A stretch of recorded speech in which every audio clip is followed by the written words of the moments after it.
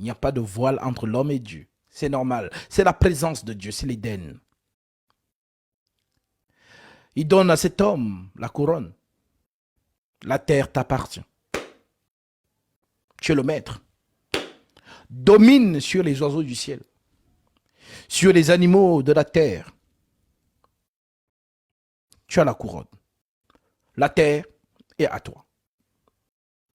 Alors, nous retrouvons cet homme en train de donner des noms aux animaux. Toi, tu t'appelleras lion. Toi, tu t'appelleras ceci. Toi, tu t'appelleras cela. Il donne des noms. Maintenant, il y a une situation qui va se passer.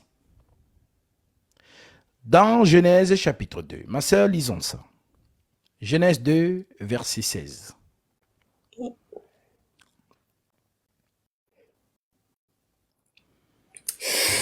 L'Éternel Dieu donna cet ordre à l'homme. Tu pourras manger de tous les arbres du jardin, mais tu ne mangeras pas de l'arbre de la connaissance du bien et du mal, car le jour où tu en mangeras, tu mourras. Amen.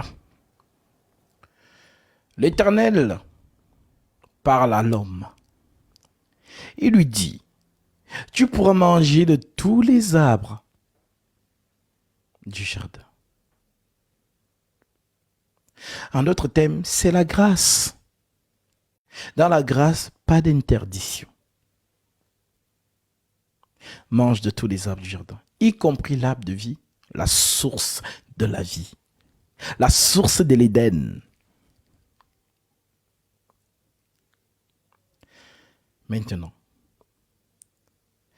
le même Dieu vient encore dire, mais tu ne mangeras pas de l'arbre de la connaissance du bien et du mal. Car le jour où tu mangeras, tu mourras. Alors, qu'est-ce que vous devez comprendre ici? C'est que Dieu présente la grâce et la loi. Les gens vous ont dit que l'arbre de la connaissance du bien et du mal, c'est Satan. N'est-ce pas? C'est ce qu'ils vous ont dit. C'est faux. L'arbre de la connaissance du bien, ce n'est pas du bien et du mal, ce n'est pas Satan. L'arbre de la connaissance du bien et du mal, c'est Moïse. La loi. En d'autres termes, que ce soit l'arbre de vie, que ce soit l'arbre de la connaissance du bien et du mal, c'est deux langages. Élie et Moïse. Et celui qui est au milieu, c'est Dieu lui-même, qui travaille en tant qu'Élie et qui travaille en tant que Moïse. Ma sœur, Matthieu chapitre 17.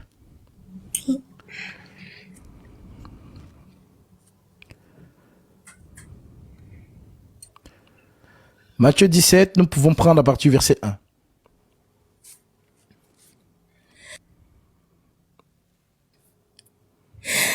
Six jours après, Jésus prit avec lui Pierre, Jacques et Jean, son frère, et il les conduisit à l'écart sur une haute montagne. Il fut transfiguré devant eux. Son visage resplendit comme le soleil, et ses vêtements devinrent blancs comme la lumière. Et voici, Moïse et Élie leur apparurent. Amen. L'arbre de vie et l'arbre de la connaissance du bien et du mal. Oui. Pierre, prenant la parole, dit à Jésus, « Seigneur, il est bon que nous soyons ici. Si tu le veux, je dresserai ici 3 tentes, une pour toi, une pour Moïse et une pour Élie. » Comme il parlait encore, une nuée lumineuse les couvrit. Et voici, une voix fit entendre de la nuée ces paroles. « Celui-ci est mon fils bien-aimé, en qui j'ai mis toute mon affection. Écoutez-le. » Amen.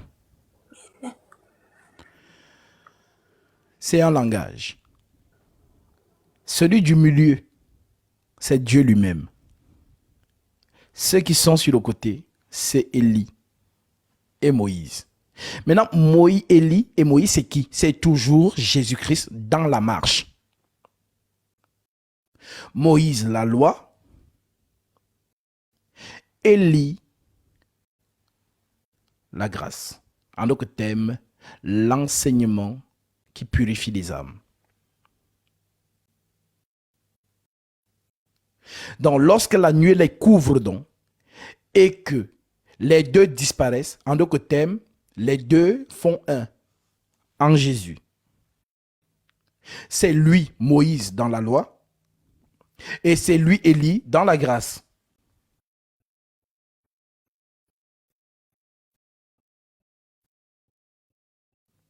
Alors, maintenant que vous avez compris ça, on n'interdit pas à Adam de manger l'arbre de vie. Tu peux manger de tous les arbres du jardin. Mais quant à l'arbre de la connaissance du bien et du mal, tu ne mangeras pas. Car le jour où tu en mangeras, tu mourras. Donc, la loi, c'est l'interdiction. Et là où il y a interdiction, Satan vient. Là où il n'y a pas d'interdiction, Satan ne vient pas. Selon quelle écriture je lis? Je vous amène quelque part. Romains chapitre 7. Écoutez très bien. Que Dieu vous donne la compréhension. Parce que Paul a décodé toutes ces choses que je suis en train de vous dire aujourd'hui. Romains 7, verset 1. Ignorez-vous, frères, car je parle à des gens qui connaissent la loi, que la loi exerce son pouvoir sur l'homme aussi longtemps qu'il vit. Ainsi, une femme mariée est liée par la loi à son mari tant qu'il vit, tant qu'il est vivant. Mais si le mari meurt, elle est dégagée de la loi qui l'a liée à son mari. Si donc du vivant de son mari, elle devient la femme d'un autre, elle sera appelée adultère. Mais si le mari meurt, elle est affranchie de la loi, de sorte qu'elle n'est point adultère en devenant la femme d'un autre. De quoi il parle? Il parle ici de ces deux arbres. Il commence par parler de la loi exerce son pouvoir sur l'homme aussi longtemps qu'il vit. De même aussi, une femme mariée est liée par la loi à son mari. Donc, de quel mari il parle? Il parle de ces deux arbres, en fait. Il parle de Jésus, il parle de Moïse. Alors, Israël avait un mari. Et le premier mari d'Israël, c'est la loi de Moïse. Maintenant, Moïse étant mort, il y a donc un autre mari qui vient vers la femme pour l'épouser. Mais apparemment, la femme est toujours amoureuse de son mari décédé. Alors, à chaque fois que le nouveau mari veut la prendre pour épouse, elle est toujours en train de dire, ah, vraiment, mon mari me manque. Hein. Mon mari, il était comme ça. Il était comme ci. Ah, mon mari, mon mari, mon mari. Si toi, la femme, tu réagis comme ça, aucun homme ne voudra te prendre pour épouse. Alors, le mari dont la femme était toujours en train de parler, c'était qui? C'était Moïse. Voilà pourquoi à chaque fois que Jésus parlait en Israël, on lui rappelait toujours, Moïse nous a dit. Alors quand on lui dit, Moïse nous a dit, lui dit, Moïse vous a dit, mais moi, je vous dis.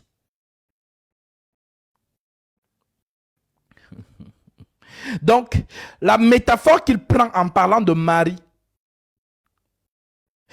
c'est pour vous parler de ces deux arbres. Voilà donc pourquoi, selon la doctrine, ma sœur, tu dois donc comprendre que ce n'est pas l'homme qui est lié à toi, c'est toi qui es lié à l'homme, aussi longtemps qu'il est vivant. Tant qu'il n'est pas mort, même si tu te remaries à quelqu'un, le lien n'est pas coupé. Tu es adultère. Mais s'il meurt, tu peux te marier à qui tu veux, à quel homme tu veux. Voilà pourquoi on parle donc L'homme quittera son père et sa mère s'attachera. S'attacher ici, c'est l'homme qui fait alliance avec une femme. Ce n'est pas l'Église qui a fait alliance avec Christ, c'est Christ qui fait alliance avec nous.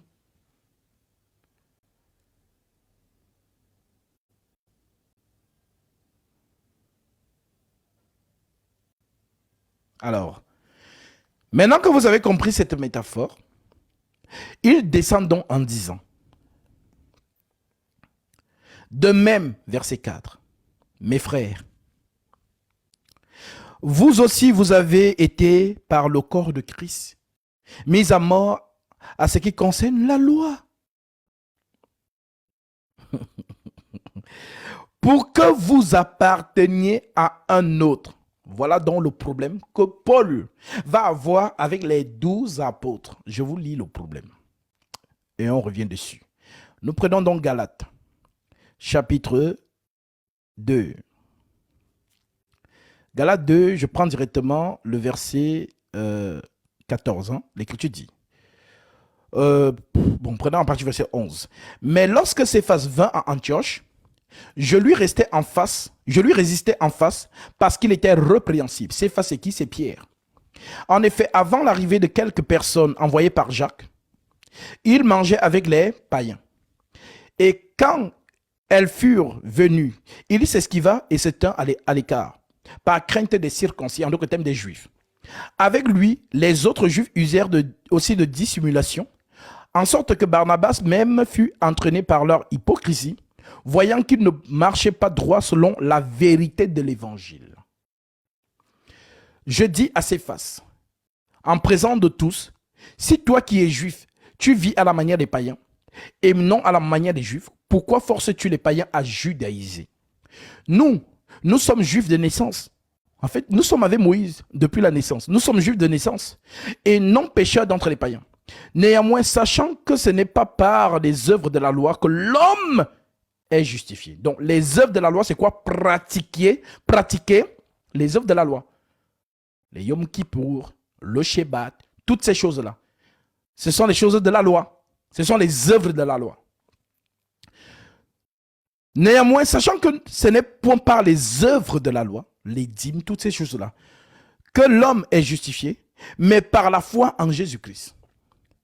Nous aussi, nous avons cru en Jésus-Christ, afin d'être justifiés par la foi en Christ et non par les œuvres de la loi. Parce que nulle chair ne sera justifiée par les œuvres de la loi. Mais tandis que nous cherchons à être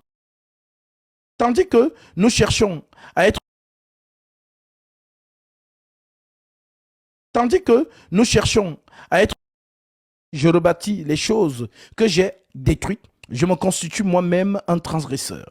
Car c'est par la loi que je suis mort en la loi, afin de vivre pour Dieu. J'ai été crucifié avec Christ. Et si je vis, ce n'est plus moi qui vis, c'est Christ qui vit en moi. Je vis maintenant dans la chair. Je vis dans la foi en Jésus-Christ, qui m'a aimé et qui s'est livré lui-même pour moi. Je ne regrette pas la grâce de Dieu, car si la justice s'obtient par la foi, par la loi, Christ est donc mort en vain. Donc, il rappelle donc à Pierre et aux autres apôtres que nous ne pouvons pas mélanger Moïse et Jésus. Alors, soit vous restez avec Moïse, soit vous venez totalement en Jésus.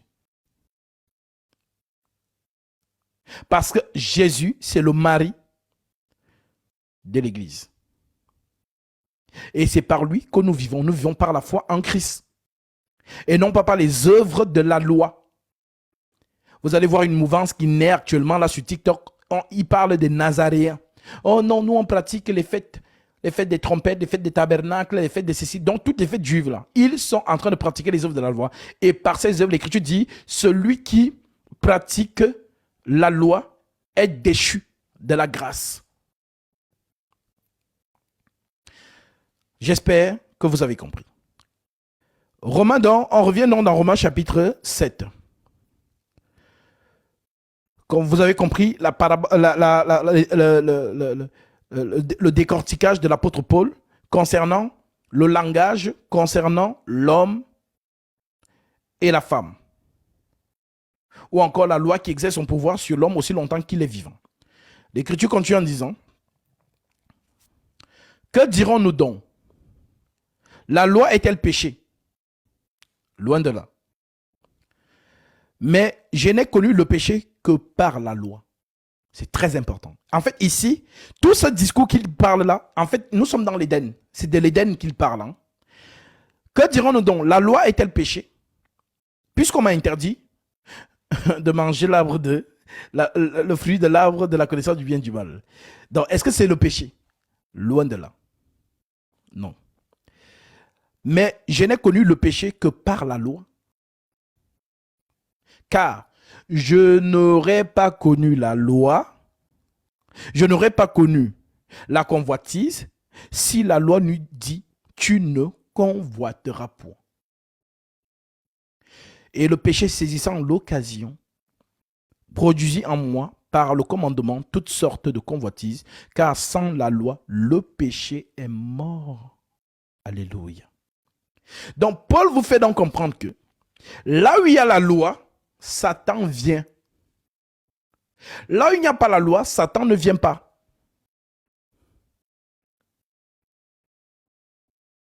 Maintenant, si vous avez compris ça, la femme donc dans l'Éden va donc aussi recevoir une entité. Parce que l'homme a parlé avec Dieu. Dieu a parlé avec l'homme. Genèse 2,16, la sœur a lu. Ma sœur relit encore. Genèse 2,16. Et nous allons donc évoluer. Je vous ai dit que avant d'arriver chez Caïn et Abel, avant de monter pour arriver jusqu'à la dernière bataille, la prophétie marche. Et vous allez comprendre beaucoup de choses. Que Dieu vous donne l'oreille de l'entendement. Oui. L'Éternel Dieu donna cet ordre à l'homme. Tu pourras manger de tous les arbres du jardin, mais tu ne mangeras pas de l'arbre de la connaissance du bien et du mal, car le jour où tu en mangeras, tu mourras. Amen. Donc, ça c'est Dieu. Dieu qui parle à l'homme. Et l'homme qui dit Amen. C'est donc ça qu'on appelle le fruit. Le fruit, c'est la parole de Dieu. Le fruit n'a rien à voir avec le sexe de la femme ou le sexe de l'homme. Non, comme certains prêchent, non. Le fruit, c'est la parole. Nous sommes ici dans Matthieu chapitre 7, verset 15. Je vais lire ça vite pour vous montrer que le fruit, c'est la parole de Dieu, le verbe de Dieu. Alors, je prends d'abord Matthieu chapitre 7, verset 15. L'Écriture dit, « Gardez-vous des faux prophètes. Ils viennent à vous en vêtements de brebis, mais au-dedans, ce sont des loups ravisseurs. Vous les reconnaîtrez à leurs fruits. » Maintenant, le fruit ici, est-ce que c'est leur sexe? Non. Est-ce que c'est leur comportement? Non. Le fruit ici, c'est la parole de l'arbre. Je vous ai dit que l'arbre de vie, c'est qui? Élie, le Père. Jésus-Christ. Et l'arbre de la connaissance du bien et du mal, c'est Moïse, la loi. Et comme aujourd'hui, nous sommes morts quant à la loi, et nous sommes vivants quant à la foi en Jésus-Christ. Alors, le Seigneur vous parle donc ici en vous disant, gardez-vous des faux prophètes. Ils viennent à vous en vêtements de brebis, mais au-dedans, ce sont des loups ravisseurs. Vous les reconnaîtrez à leurs fruits. Maintenant, on dit, cueille-t-on des raisins sur des épines, ou des figues sur des chardons? Tout bon arbre porte du bon fruit, mais le mauvais arbre porte du mauvais fruit. Un bon arbre ne peut porter de mauvais fruits, ni un mauvais arbre porter de bons fruits. Tout arbre qui ne porte pas de bons fruits est coupé et jeté au feu. C'est donc à leurs fruits que vous les reconnaîtrez. Donc, le fruit, c'est quoi? La parole. Donc, l'arbre de vie a parlé avec l'homme. Donc Dieu, la source de l'éternité. Ma sœur, 1 Timothée, chapitre 1, verset 17. Il n'y a pas deux immortels. Il n'y en a qu'un seul. Et l'immortel, c'est l'arbre de vie.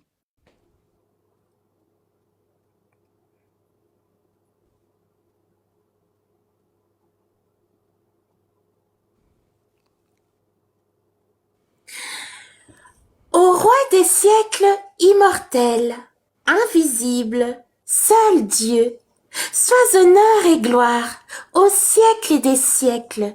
Amen. Ô roi des siècles, immortel, seul Dieu. Vous avez saisi. Maintenant, prends 1 Timothée chapitre 6, versets 13 à 16. Nous allons encore voir cette mention.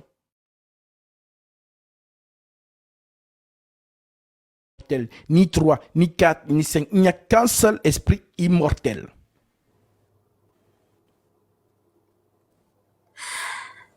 Je te recommande devant Dieu, qui donne la vie à toutes choses, et devant Jésus-Christ, qui fit une belle confession devant Ponce Pilate, de garder le commandement et de vivre sans tache, sans reproche, jusqu'à l'apparition de notre Seigneur Jésus-Christ, que manifestera en son temps le bienheureux et seul souverain, le roi des rois et le Seigneur des seigneurs, qui seul possède l'immortalité, qui habite une lumière inaccessible que nul homme n'a vue ni ne peut voir, à qui appartiennent l'honneur et la puissance éternelle. Qui Amen. seul possède l'immortalité.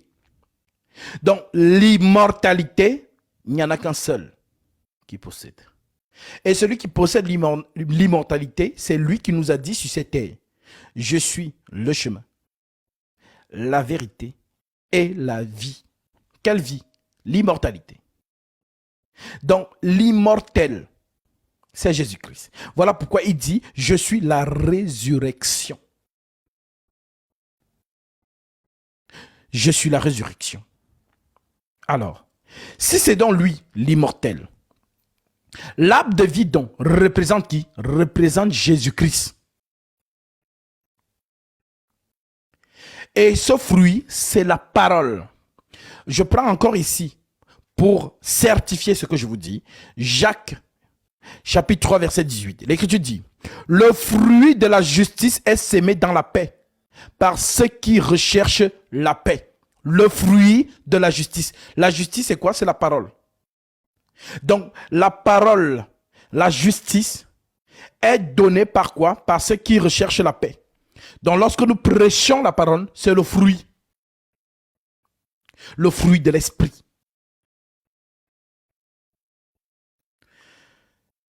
Maintenant que vous avez compris ça,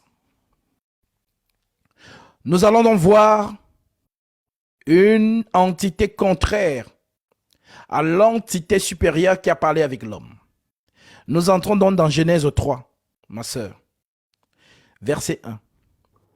Comprenez vraiment ces choses. Dieu parle à l'homme. Je vous plante le décor.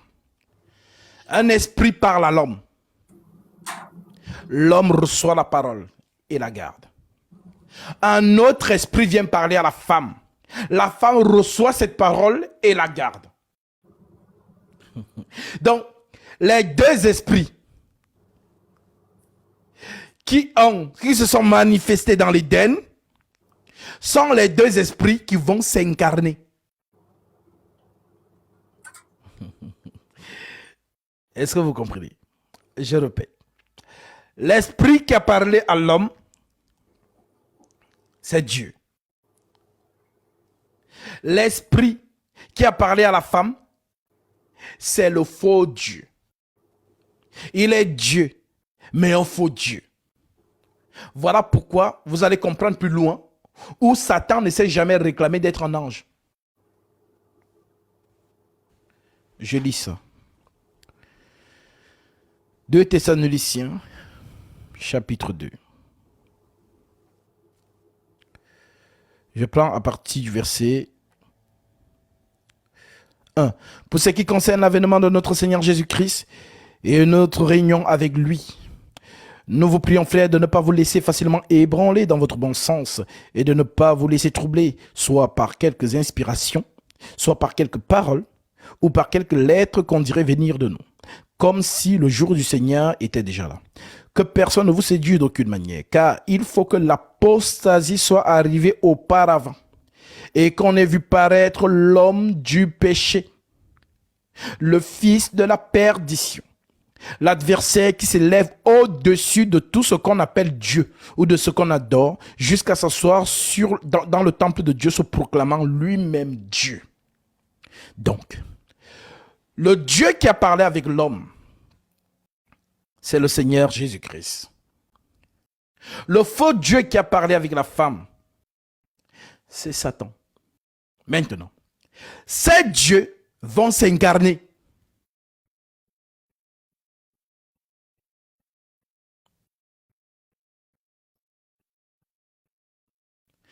Oui, ma sœur. Genèse 3, verset 1. Le serpent était le plus rusé de tous les animaux des champs que l'Éternel Dieu avait fait. Il dit à la femme, « Dieu a-t-il réellement dit, vous ne mangerez pas de tous les arbres du jardin ?» La femme répondit au serpent, « Nous mangeons du fruit des arbres du jardin.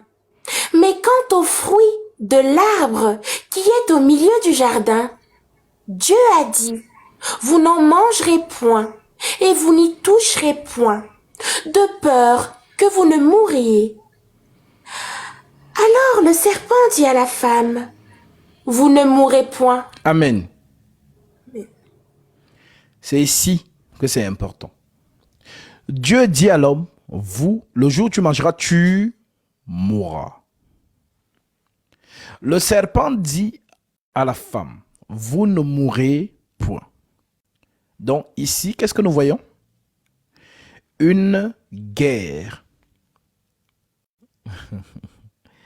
La guerre est déjà d'abord là. La vérité contre le mensonge. Ok. Maintenant, la vérité va devenir un homme. Va travailler et ensuite va partir. Le mensonge aussi va devenir un homme.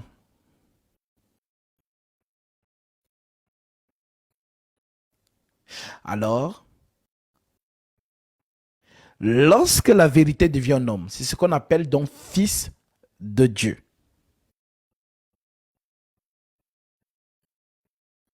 Qui n'a rien à voir avec papa qui est à la maison, qui a envoyé son fils sur la terre pour une mission. Non. Ça, c'est tout ce que ceux qui n'ont encore rien compris de ces choses ont dans la tête. Donc Dieu, c'est un papa qui a un fils. Non. Le Dieu qui parle avec l'homme dans le jardin d'Éden, c'est le Dieu qui va s'incarner. C'est donc ça qu'on appelle, c'est ça cette expression qu'on appelle fils de Dieu. Donc Dieu qui devient un homme. Nous lisons. Ma sœur, tu as près 2 Thessaloniciens chapitre 2. Moi, je vais lire Jean chapitre 1. Jean chapitre 1 au verset 1. Au commencement était la parole. Parce que quand les gens lisent ces chapitres, c'est facile, hein? Dans les mots, ça passe vite, mais c'est profond. Au commencement était la parole. La parole était avec Dieu et la parole était Dieu. Si on entre dans voilà la compréhension humaine des choses, on nous a appris à l'école que la phrase commence par une majuscule et se termine par un point. Alors, à chaque fois que vous allez être en débat avec eux, prenez juste un chapitre et ne bougez pas de là. Et vous allez voir qu'ils vont commencer à vous embrouiller que non, ne bougez pas de là. Parce que ici, il y a tout. Ils disent qu'ils sont doués d'intelligence. Parce que là, ça se complique pour eux. Pourquoi? Ce n'est pas que ça se complique ici. Ça se complique au verset 10. Nous lisons. Parce que la parole là voyage. Elle était au commencement avec Dieu. Toutes choses ont été faites par elle. Et rien de ce qui a été fait n'a été fait sans elle. En elle était la vie était la lumière des hommes. La lumière, lui, dans les ténèbres. Donc la parole est devenue lumière. La lumière, lui, dans les ténèbres. Et les ténèbres ne l'ont point reçu. Il y eut un homme envoyé de Dieu, son nom était Jean. Il vint pour servir de témoin, pour rendre témoignage à la lumière, afin que tous crussent par lui. Il n'était pas la lumière, mais il parut pour rendre témoignage à la lumière. Cette lumière était la véritable lumière qui, en venant dans le monde, éclaire tout homme. Elle était dans le monde, et le monde a été fait par elle. Et le monde ne l'a point connue. Elle est venue chez les siens, et les chiens ne l'ont point reçue. Mais à tous ceux qui l'ont reçu, à ceux qui croient en son nom, elle a donné le pouvoir de devenir enfants de Dieu, lesquels sont nés non du sang, ni de la volonté de la chair, ni de la volonté de l'homme, mais de Dieu. Et la parole qui est Dieu là-bas a été faite chair, et elle a habité parmi nous pleine de grâce et de vérité, et nous avons contemplé sa gloire, une gloire comme la gloire du Fils unique venu du Père. Alors, lorsque Dieu donc entre dans la création, c'est dans lui la vérité faite chair. Il n'y a pas deux vérités, il n'y en a qu'une seule. Lorsque le Tout-Puissant entre dans la création pour venir accomplir sa prophétie, il devient donc corps. Voilà pourquoi Paul comprend ça et il nous écrit: voici, je viens dans le rouleau du livre. Il est question de moi pour faire, ô Dieu, ta volonté. Donc Dieu fait la volonté de lui-même. Alors, voilà donc pourquoi lorsqu'il arrive sur terre, c'est lui le Père de la vérité. Maintenant, lorsque l'ennemi va aussi pénétrer la terre, cet ennemi sera le père du mensonge. Lisons. Nous sommes dans Jean chapitre 14. Je prends le verset 29 à 31. L'Écriture dit: et maintenant, je vous ai dit ces choses avant qu'elles n'arrivent, afin que lorsqu'elles arriveront, vous croyez. Je ne parlerai plus guère avec vous, car le prince du monde vient. Il n'a rien en moi. Mais afin que le monde sache que j'aime le Père et que j'agis selon l'ordre que le Père m'a donné, levez-vous, partons d'ici. Donc avant que le prince du monde vienne, l'esprit de vérité part. Chacun travaille à son tour. Dieu a parlé avec l'homme, il s'est arrêté, il est parti. Satan est venu parler à la femme, il est aussi parti. Maintenant, les deux paroles là, la parole de Dieu et la parole du serpent, vont donc s'incarner. Donc lorsque la parole de Dieu s'incarne, c'est ce qu'on appelle donc esprit de vérité. En d'autres termes, Jésus-Christ, la vérité faite chair. Maintenant, Jésus est venu. Et il nous a prêché, il nous a parlé. Et qu'est-ce qu'il nous dit? Je lis.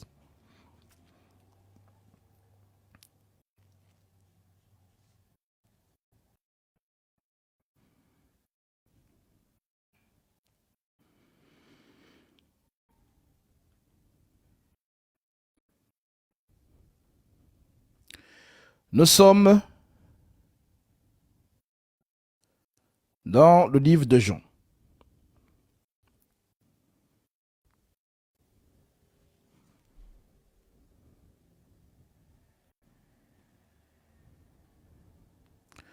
Jean 12, je suis au verset 34. L'Écriture dit, écoutez, hein, c'est vraiment un chapitre très intéressant. Jean 12, pour ceux qui ont le temps, notez-le, vous allez le lire à la maison, mais je prends juste pour vite avancer. Nous sommes dans Jean 12, je prends à partir du verset Bon, prenons à partir du verset 27. Écoutez. Maintenant, mon âme est troublée. Et que dirais-je? Père, délivre-moi de cette heure, mais c'est pour cela que je suis venu jusqu'à cette heure. Père, glorifie ton nom. Et une voix vient du ciel. Je l'ai glorifié et je le glorifierai encore. La foule qui était là et qui a entendu disait que c'était un tonnerre. D'autres disaient que c'était un ange qui lui a parlé. Jésus dit, ce n'est pas à cause de moi que cette voix s'est fait entendre, c'est à cause de vous. Maintenant, maintenant a lieu le jugement de ce monde. Maintenant, le prince de ce monde sera jeté dehors. Et moi, quand j'aurai été élevé de la terre, j'attirerai les hommes à moi. En parlant ainsi, il indiquait de quelle mort il devait mourir. La foule lui répondit, nous avons appris par la loi que le Christ demeure éternellement. Comment donc dis-tu, il faut que le Fils de l'homme soit élevé? Donc vous allez souvent voir les musulmans, lorsqu'ils prennent souvent la sourate chapitre 4, verset 157, ils vous disent que ils ne l'ont ni tué ni crucifié. Voilà, ce n'était qu'un faux semblant, qu'il a été élevé au ciel. Donc pour eux, ils ne comprennent pas que élevé, en fait, c'est la croix. Être élevé, c'est la croix. Voilà pourquoi il parle de ça ici, en disant que lorsqu'il sera élevé, le prince de ce monde sera jeté dehors. En d'autres termes, l'esprit de Satan qui maintenait les hommes dans le péché ou dans les ténèbres, lorsque Jésus donc est crucifié, par la mort de Jésus-Christ, les hommes qui vont croire sont délivrés de la mort. Voilà pourquoi lorsqu'il apparaît à Jean, il dit à Jean, j'étais mort et voici je suis vivant au siècle des siècles, je tiens les clés de l'Hadès. L'Hadès c'est une expression en grec, l'Hadès c'est le séjour des morts. J'étais mort et voici, je suis vivant au siècle des siècles. Je tiens les clés de l'Hadès. Je tiens les clés de la mort et du séjour des morts. Donc, la mort n'a plus les clés. Avoir les clés de la mort, ça veut dire assujettir l'humanité. Donc, en détruisant donc la mort, Jésus a triomphé par la croix de Golgotha. Je fais vite un raccourci dessus pour être plus explicite en vous lisant ça dans Colossiens chapitre 2. Alors, Colossiens 2, je prends directement le verset 8 et vous allez mieux comprendre. Prenez garde que personne ne fasse de vous sa propre par la philosophie et par une vaine tromperie, s'appuyant sur les traditions des hommes, sur les rudiments du monde et non sur Christ. Car en lui habite corporellement toute la plénitude de la divinité. Vous avez tout pleinement en lui qui est le chef de toute domination et de toute autorité. Et c'est en lui que vous avez été circoncis d'une circoncision que la main n'a pas faite. Mais la circoncision de Christ qui consiste dans le dépouillement du corps de la chair, ayant été enseveli avec lui par le baptême. Vous êtes aussi ressuscités en lui et avec lui par la foi en la puissance de Dieu qui l'a ressuscité des morts. Vous qui étiez morts, on conjugue, vous n'êtes plus. Vous qui étiez morts par vos offenses et par l'incirconcision de votre chair, il vous a rendu à la vie avec lui, en nous faisant grâce pour toutes nos offenses. Il a effacé l'acte dont les ordonnances nous condamnaient et qui subsistait contre nous, et il l'a détruit en la clouant à la croix. Il a dépouillé les dominations et les autorités et les a livrées publiquement en spectacle, en triomphant, c'est une victoire, en triomphant d'elle par la croix. Donc la croix, lorsqu'il vous dit donc ici, dans Jean chapitre 12, maintenant mon âme est troublée. Et que dirais-je? Père, délivre-moi de cette heure, mais c'est pour cela que je suis venu jusqu'à cette heure. Donc ma venue sur la terre, c'est le rendez-vous. Un peu comme quelqu'un qui arrive, on l'envoie en mission peut-être au Cameroun. Il arrive au Cameroun. La mission qu'il doit faire, elle est à 14 heures. Mais il arrive peut-être 2 jours avant. Et pendant les 2 jours avant, voilà, il fait certaines choses. Il a le temps de voir sa famille, il a le temps de faire certaines courses, ainsi de suite. Maintenant, lorsque le jour même du pourquoi il est venu au Cameroun arrive, c'est l'heure. Voilà donc pourquoi Jésus dit donc que maintenant mon âme est troublée. Donc, je suis venu en voyage maintenant pour ce que je suis même venu. C'est maintenant que ça va donc commencer. Donc, quand ça va commencer là, c'est dur. C'est dur pourquoi? Parce que la prophétie, c'est l'esprit. Maintenant, lorsque la prophétie prend corps, il a souffert en tant qu'homme. Ça veut dire qu'il a vu la mort. Et par son corps d'homme, Il a paniqué. Pour vous montrer que je n'ai pas traversé la vallée de l'homme de la mort parce que je suis Dieu et que non, quand on me fouettait, non, je faisais disparaître la douleur. Non. Ça dit, le moindre coup qu'on a mis sur lui là, il a senti ça comme toi.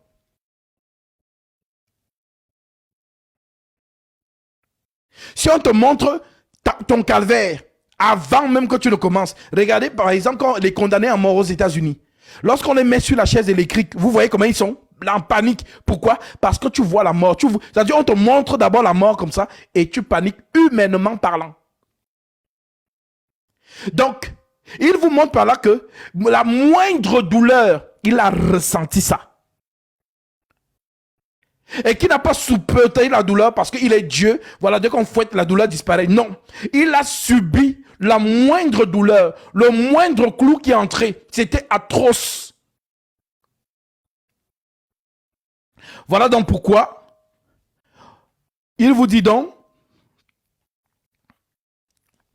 maintenant, mon âme est troublée, et que dirais-je? Père, délivre-moi de cette heure, mais c'est pour cela que je suis venu jusqu'à cette heure.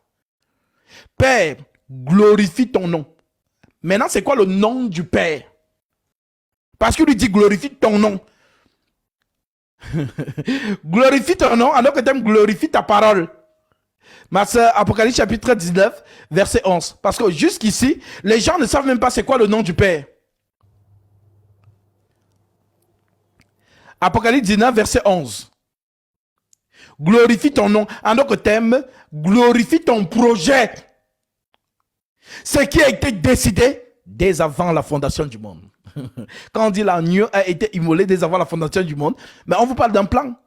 Avant de construire une maison, il y a d'abord l'architecte qui va dessiner. Donc avant que tu ne voies ton salon, l'architecte l'a déjà mis sur papier, mais elle n'est pas encore matérialisée. Elle va se matérialiser. Oui? Puis je vis le ciel ouvert. Et voici, parut un cheval blanc. Celui qui le montait s'appelle Fidèle et Véritable, et il juge et combat avec justice. Ses yeux étaient comme une flamme de feu. Sur sa tête étaient plusieurs diadèmes. Il avait un nom écrit que personne ne connaît, si ce n'est lui-même. Et il était revêtu d'un vêtement teint de sang. Son nom est la parole de Dieu. Son nom est la parole de Dieu. Son nom est la parole de Dieu. Maintenant, corrélons cela avec 2 Timothée chapitre 2 verset 19. Donc, la parole de Dieu, c'est le nom de Dieu. Donc, chaque écriture que vous voyez, elle est esprit. Tout ce que vous demanderez en mon nom, croyez que vous l'avez reçu et vous le verrez s'accomplir. Mais j'ai dit au nom de Jésus-Christ pour devenir président de la République, non. J'attends depuis là, ça ne s'accomplit pas. Toto spirituel, vraiment. Tu n'as rien compris. Le nom du Seigneur, c'est la fidélité. Il s'appelle fidèle et véritable. Donc, prononcer la parole du Christ dans sa vérité, c'est ça, invoquer son nom. Parce que vous tous qui me regardez là, vous avez essayé. Mais il avait dit tout ce que vous demanderez à mon nom, non. Mais au nom de Jésus-Christ. Mais si on ne t'explique pas, tu vas rester comme ça jusqu'à ce que tu vas mourir. Voilà pourquoi l'enseignement affranchit, l'enseignement délivre. Oui. Néanmoins, le solide fondement de Dieu reste debout, avec ses paroles qui lui servent de sceau. Le Seigneur connaît ceux qui lui appartiennent, et quiconque prononce le nom du Seigneur, qu'il s'éloigne de l'iniquité. Quiconque prononce le nom du Seigneur, qu'il s'éloigne de l'iniquité. L'iniquité, c'est quoi? C'est contredire le nom du Seigneur. Et le nom du Seigneur, c'est sa parole. Néanmoins, le solide fondement de Dieu reste debout avec ses paroles qui lui servent de sceau. Donc, lorsque la parole dit une chose, dit la même chose. Là, tu as invoqué le nom de Dieu. Voilà pourquoi il dit à Josué, Que ce livre de la loi ne s'éloigne point de ta bouche. Médite-le nuit et jour pour agir fidèlement selon tout ce qui est écrit. C'est alors que tu réussiras dans tes entreprises. C'est alors que tu auras du succès. Quand on parle d'entreprise ici, toi, tu commences à voir déjà ton entreprise que tu vas mettre sur pied pour gagner l'argent. Non, ce n'est pas ça. L'entreprise ici, c'est la marche, la vocation divine. Pendant toute ta marche, tu vas triompher. Que ce livre de la loi ne s'éloigne point de ta bouche. Médite-le nuit et jour pour agir. Parce que les gens sautent toujours cette partie. La précision, là, elle est très importante. Pour agir fidèlement selon tout ce qui est écrit. C'est toi qui n'agis pas selon ce qui est écrit, mais c'est toi qui pries. Oh non, oui, je te demande au nom de Jésus-Christ. Non, ma soeur, mon frère, sois bien enseigné. Donc, le nom du Seigneur, Père, glorifie ton nom. En notre thème, la volonté, la parole que le Père, que lui-même a destiné dans l'esprit, c'est ça qui va s'accomplir là.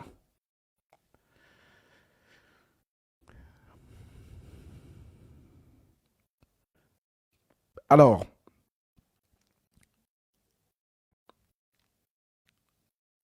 maintenant mon âme est troublée, et que dirais-je? Père, délivre-moi de cette heure, mais c'est pour cela que je suis venu jusqu'à cette heure.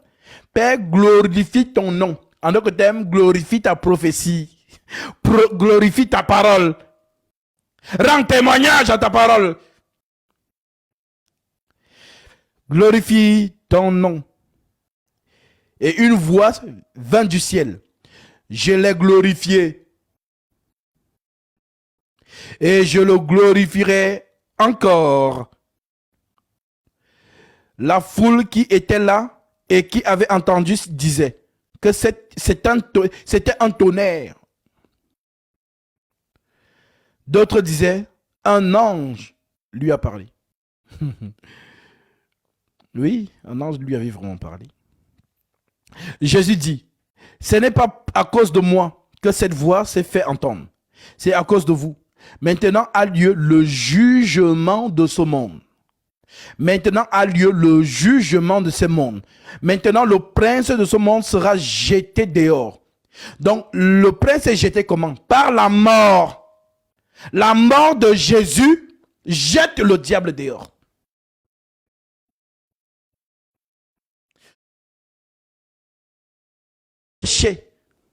N'a plus sa puissance.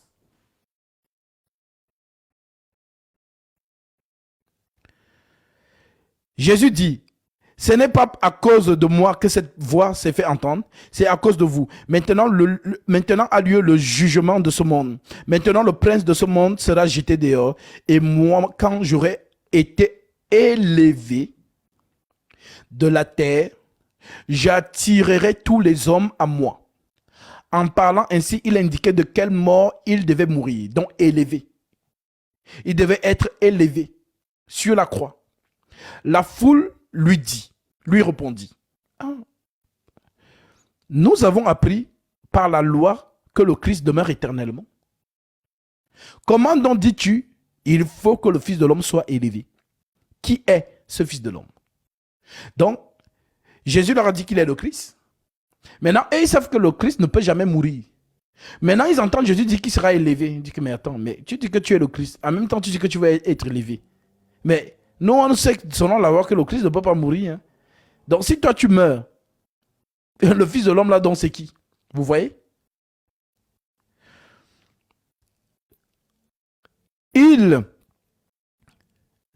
Nous avons appris par la loi que le Christ demeure éternellement. Comment donc dis-tu, il faut que le Fils de l'homme soit élevé? Qui est ce Fils de l'homme?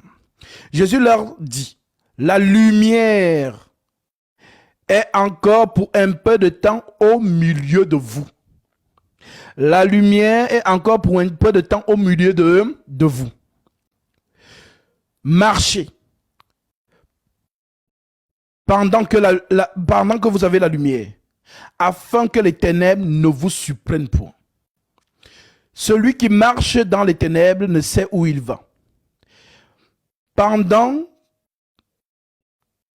que vous avez la lumière, croyez en la lumière, afin que vous soyez des enfants de lumière. Jésus dit ces choses, puis s'en alla et se cacha loin d'eux. Donc, la lumière qui est au milieu des hommes, c'est la vérité. Quand on dit lumière, toi tu vois la lumière du soleil ou bien la lumière que tu as à la maison, la lumière des ampoules, non. La lumière ici, c'est la vérité. Marchez pendant que la vérité est au milieu de vous. Car à un moment donné, la vérité vous sera prise. Donc la lumière ne sera plus parmi vous. Et quand la lumière n'est plus là, c'est les ténèbres qui s'installent. Donc la lumière a d'abord travaillé. La lumière est partie. Maintenant, cette lumière revient pour éclairer l'église. Voilà donc pourquoi toute la terre est dans les ténèbres. Et les ténèbres ici, ce n'est pas la nuit. Les ténèbres ici, c'est le mensonge. La terre est dans le mensonge. Maintenant, dans la terre, il y a un petit peuple. L'église. Et dans cette église, il y a une lumière, le chandelier. Donc l'église, c'est le chandelier. Et sur le chandelier est la lumière. Ma sœur, Apocalypse chapitre 1. Apocalypse. Chapitre 1. On peut prendre à partir du verset 12.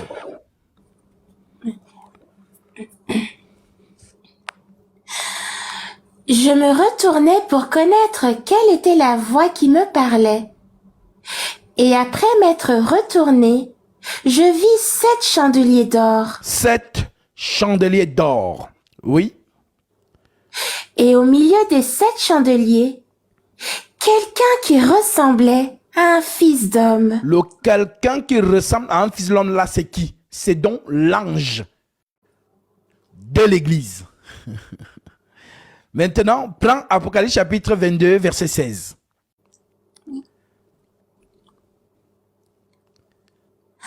Moi, Jésus, j'ai envoyé mon ange pour vous attester ces choses dans les églises. Amen.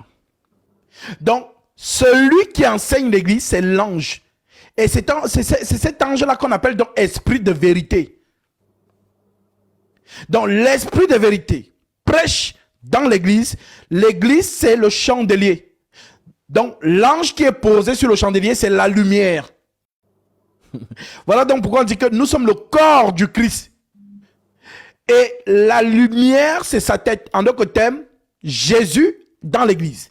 Donc l'homme qui marche au milieu des 7 chandeliers d'or, le chiffre 7 c'est le chiffre de la perfection, donc l'église parfaite. Celui qui enseigne l'église est au milieu. Voilà donc pourquoi dans ce monde de mensonges, dans l'église de Jésus, la lumière est claire. Voilà pourquoi l'église de Jésus n'a qu'un seul langage, une seule vérité, un seul esprit, une même pensée.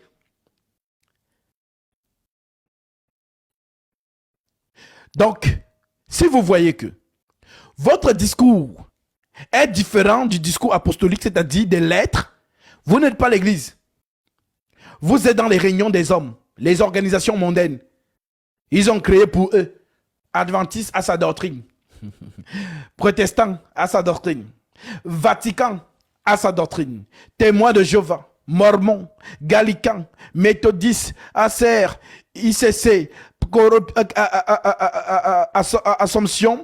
Assomption, donc toutes ces dénominations ayant des noms, vous êtes dans les choses des hommes. Ce n'est pas l'église de Jésus. Voilà donc pourquoi. Dans cette dénomination, elles ont leur doctrine. Elles ont leur doctrine.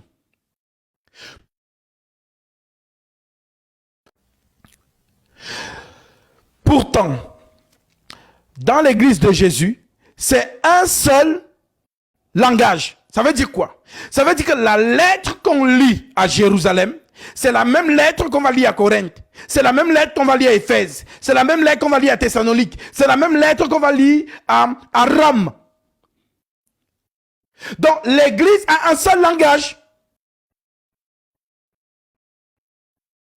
Parce que nous obéissons aux lettres. Ma sœur, 2 Timothée, chapitre 2, verset 1.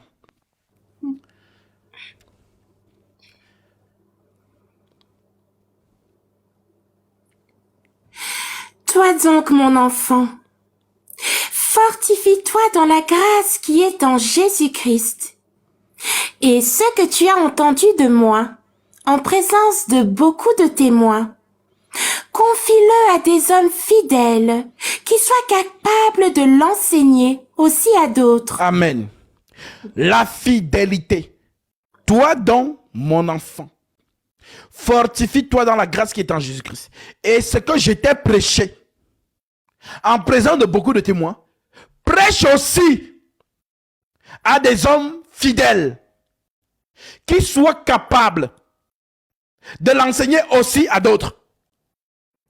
Donc Paul donne à Timothée, Timothée transmet exactement ce que Paul a transmis, ainsi de suite, ainsi de suite, ainsi de suite, ainsi de suite. Ce qui fait en sorte que le même esprit est perpétué, peu importe les générations. Mais Satan est venu faire quoi? Il est venu et il a biaisé.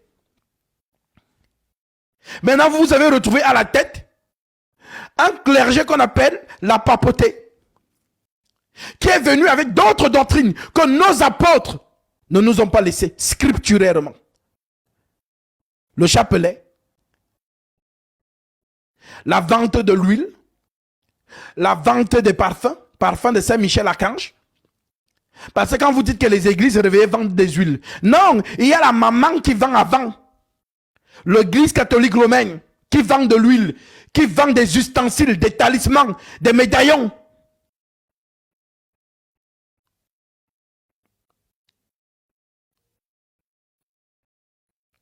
Qui sont venus avec le baptême des bébés. Pourtant, aucun apôtre n'a baptisé ainsi. Qui vous donne le baptême au nom du Père, du Fils et du Saint-Esprit. Aucun apôtre n'a baptisé ainsi. Qui vous baptise dans les baptistères, les baignoires, les piscines. Aucun apôtre n'a baptisé ainsi. Qui vous demande de prier les anges, de lire les litanies, les neuvaines.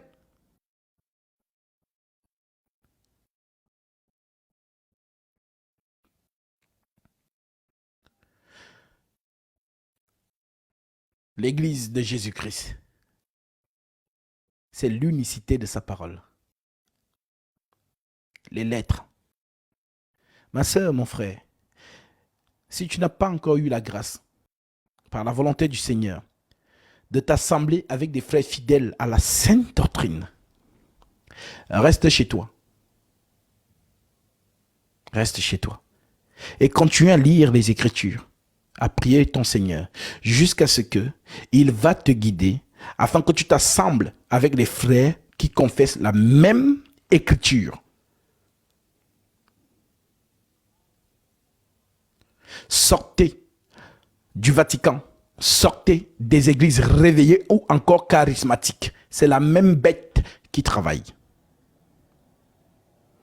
Restez chez vous jusqu'à ce que le Seigneur vous permette de vous unir avec des frères qui prononcent et élèvent l'écriture.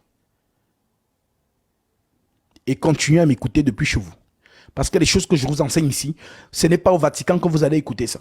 Ce n'est ni dans les soi-disant églises Christo-Business, les méga church et tout ça, les Marcelo Tounassi, les Ivan Castano, les Joël Tatou, les Mohamed Sanogo, les Wilfried Zawi, tous ces faux hommes de Dieu, eux, ils sont dans leur business.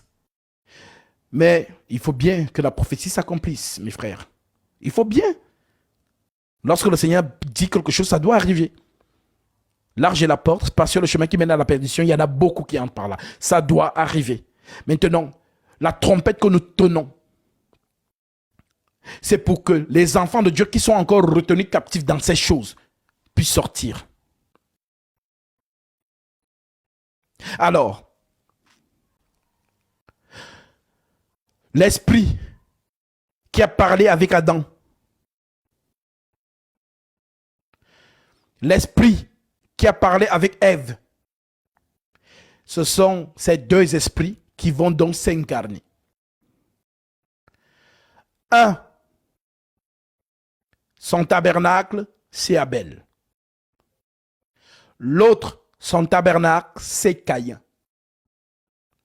Maintenant, biologiquement, qui est le père de ces deux? C'est Adam. Parce que l'Écriture nous le dit. Genèse 4, verset 1. Adam connut Ève, sa femme. Adam a fait l'amour avec sa femme. Elle conçut et enfanta Caïn. Et elle dit, j'ai formé un homme avec l'aide de l'Éternel. Elle enfanta encore son frère Abel. Abel fut berger et Caïn laboureur. Donc, les esprits-là, ce sont eux qui sont devenus hommes. Spirituellement, le vase de l'Éternel, Abel, et le vase de Satan, Caïn. Si tu vois Abel, forcément tu dois voir Caïn.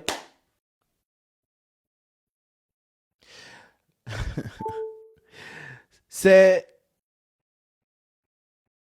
l'original et la contrefaçon. Donc, pourquoi donc de Adam sortent les deux, Caïn et Abel? Ils sont sortis d'où? D'Adam. Et non pas Adam qui a d'abord fait l'amour avec Ève, ensuite le serpent qui a fait l'amour avec Ève aussi. Donc la semence d'Adam est entrée dans Ève et la semence du serpent est aussi entrée dans Ève. Non, cet enseignement est faux. Le père de ces deux, biologiquement, c'est Adam. Nous restons fidèles à ce qui est écrit. Avant de monter dans la révélation, il faut d'abord citer l'écriture telle qu'elle est donnée. Parce que si déjà vous ne respectez pas scripturairement l'écriture, votre révélation sera fausse. Alors oui, d'Adam est sorti les deux vases.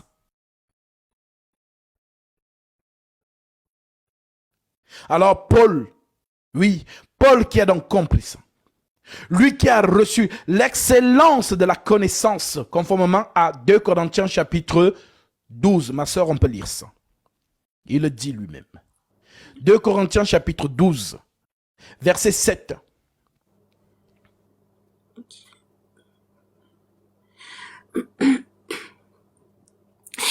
Et pour que je ne sois pas enflé d'orgueil, à cause de l'excellence de ces révélations, il m'a été mis une écharde dans la chair, un ange de Satan pour me souffléter et m'empêcher de m'enorgueillir. Trois fois j'ai prié le Seigneur de l'éloigner de moi. Et il m'a dit, ma grâce te suffit, car ma puissance s'accomplit dans la faiblesse. Amen. À cause de l'excellence de ces révélations. Donc, Paul a reçu l'excellence de la révélation. Alors, lui qui a donc reçu l'excellence de la révélation, qu'est-ce qu'il nous explique par la puissance du Saint-Esprit concernant ces deux vases-là, Abel et Caïn? Car le langage de Dieu, Dieu parle en parabole. Il parle de postérité de la femme, postérité du serpent.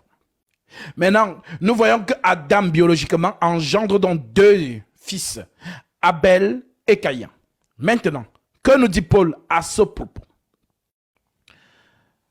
Nous lisons 1 Corinthiens chapitre 14, à partir du verset 14. Excusez-moi, plutôt Romains chapitre 9, à partir du verset 14. L'Écriture dit, que dirons-nous donc? Donc Paul est maintenant dans la révélation. Que dirons-nous donc? Y a-t-il en Dieu de l'injustice? Loin de là. Car il dit à Moïse, je ferai miséricorde à qui je fais miséricorde, et j'aurai compassion de qui j'ai compassion. Ainsi donc, cela ne dépend ni de celui qui veut, ni de celui qui court, mais de Dieu qui fait miséricorde. Car l'Écriture dit à Pharaon, je t'ai suscité à dessein pour montrer en toi ma puissance, afin que mon nom soit publié par toute la terre. Ainsi, il fait miséricorde à qui il veut, et il endurcit qui il veut. Tu me diras, pourquoi blâme-t-il encore? Car qui est-ce qui résiste à sa volonté? Ô homme, toi plutôt qui es-tu pour contester avec Dieu? Le vase d'argile dira-t-il à celui qui l'a formé, pourquoi m'as-tu fait ainsi? Écoutez donc, verset 21. Le potier n'est-il pas maître de l'argile pour faire avec la même masse, un vase d'honneur et un vase d'usage vil? Alléluia. Il avait tout compris. Il vous l'a dit, mais vous n'avez pas capté. Le potier, c'est qui? Le potier n'est-il pas maître de l'argile pour faire avec la même masse un vase d'honneur et un vase d'usage vil? En d'autres termes, le langage d'Adam, de qui sortent les deux hommes, Abel et Caïn. Donc, Abel, son corps n'était pas en nuage, et Caïn, son corps en terre. Non, les deux avaient la même apparence. C'était des hommes. Donc, c'est d'Adam qu'est sorti les deux. Alors, si tu comprends donc, par l'Esprit de Dieu sont sortis les deux vases.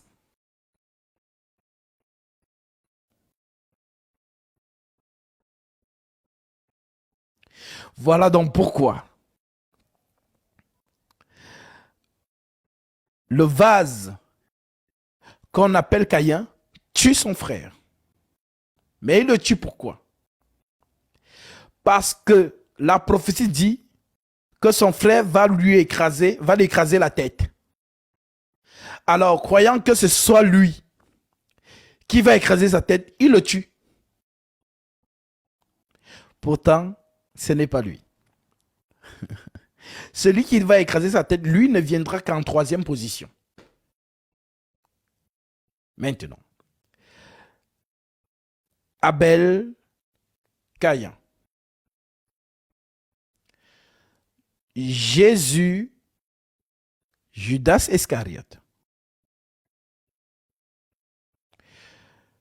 Qui a tué Jésus? Qui a trahi Jésus? C'est Judas Iscariote. Et qu'est-ce que Jésus dit de Judas Iscariote? Il dit que c'est un démon. En d'autres termes, il n'est pas possédé par un démon, c'est le démon. Il le dit où? Jean 6, à partir du verset 60 en descendant. Il dit, n'est-ce pas moi qui vous ai choisi, vous les 12, et l'un parmi vous est un démon. En d'autres termes, Satan.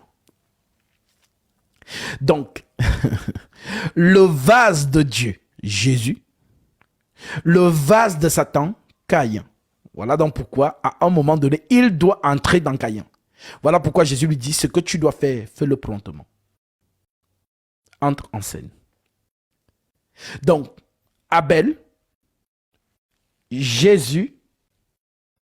Alors, on me demande Jean combien? Jean 6, on va lire cette écriture. Voilà, il faut vraiment beaucoup lire. Jean chapitre 6, je prends à partir du verset 60. L'écriture dit, alors,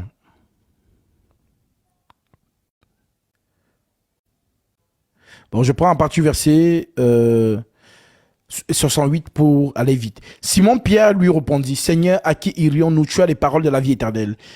Et nous avons cru, et nous avons connu que tu es le Christ, le Saint de Dieu. Jésus lui répondit, n'est-ce pas moi qui vous ai choisi, vous les 12, et l'un parmi vous est un démon. Donc, parmi les 12, Satan était là. Mais Gatsby, comment ça Jésus choisit les 12 apôtres? Il choisit aussi Satan. Je ne comprends plus rien. Ah. Pour te parler des deux vases. Parce que le rôle du meurtrier a été attribué à Satan. D'où à Caïn qui tue son frère. D'où Judas Iscariote qui trahit son maître. Donc, que ce soit Abel tué, que ce soit Jésus tué, il faut donc un troisième. Et le troisième, lui, on ne le tue pas. Mais lui, c'est le tueur. En d'autres termes, le vengeur.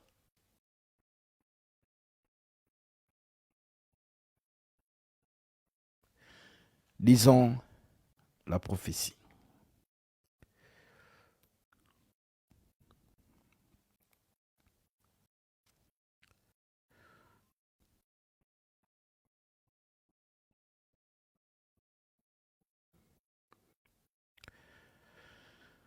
Nous sommes dans Deutéronome chapitre 32. Je prends le verset 35 directement. À moi la vengeance et la rétribution. À moi la vengeance, à moi la rétribution. Quand le pied chancellera, car le jour de leur malheur est proche. Et ce qui les attend ne tarde pas. Alléluia. À moi la vengeance, à moi la rétribution. Car leur pied chancellera, car le jour de leur malheur est proche. Et ce qui les attend ne tarde pas. Je continue. Romains 12, 19. Ne vous vengez point vous-même. Ne vous vengez point vous-même, bien-aimés. Mais laissez agir la colère, car il est écrit, à moi la vengeance, à moi la rétribution, dit le Seigneur. Alors, Abel tué, Jésus tué, le troisième, c'est le vengeur. Voilà pourquoi la prophétie dit donc, je suis celui qui est Jésus, qui était Abel et qui vient le Tout-Puissant. Maintenant, le troisième qui vient là, c'est dans lui qu'on appelle le lion de la tribu de Juda, l'archange Michael.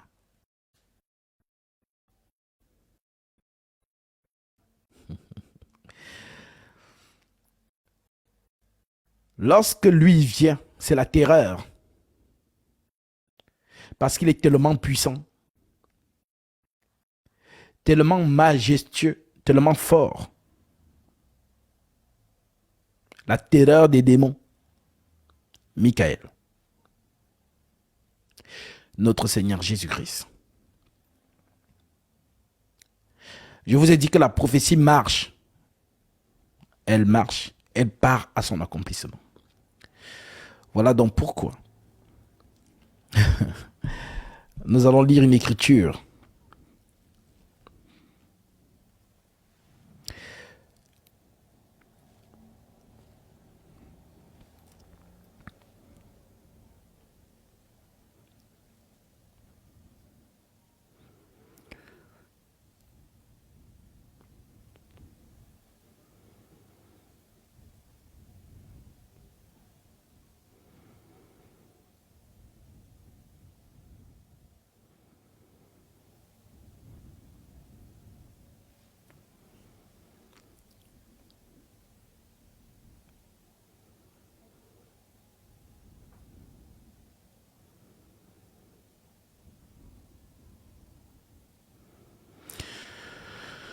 Alors,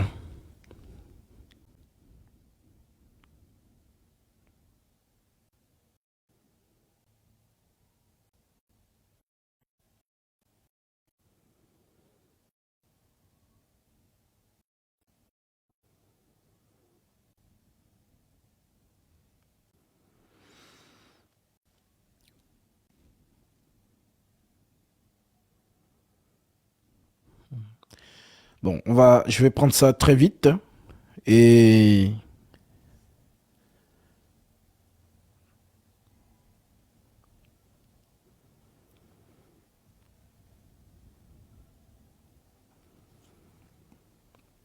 c'est merveilleux.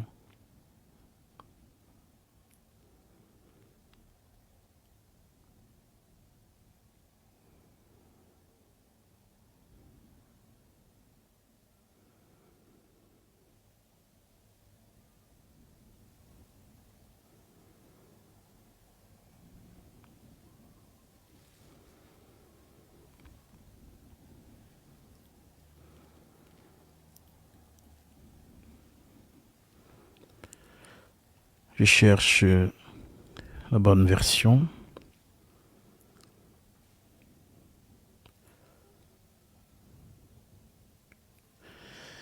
Apocalypse 20, je prends le verset 1. Puis je vis descendre du ciel un ange qui avait les clés de l'abîme